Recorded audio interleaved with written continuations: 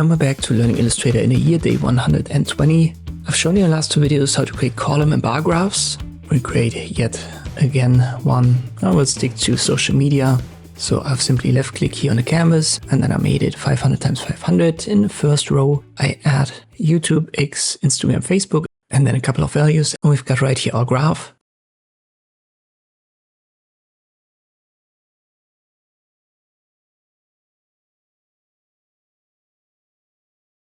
But you might be asking yourself, how can you recolor this? Because the default is just this grayscale. And if you try to recolor it, everything gets the same color. We certainly want to have different colors for the different data pairs. But to do that, we first have to ungroup it. And you can do that under Object.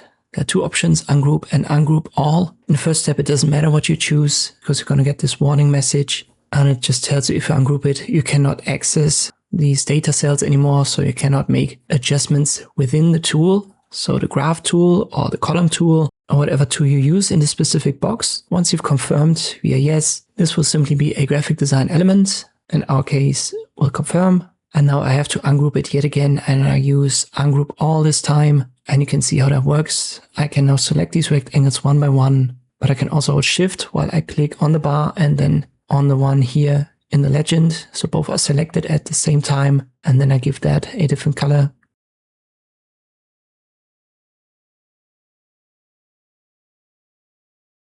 Same works for the text elements. So here in this case, FB for Facebook. But you first have to go to Object and ungroup all yet again. But then you can treat this as a simple text element. So give it different colors, different sizes, different style, different fonts, whatever you want.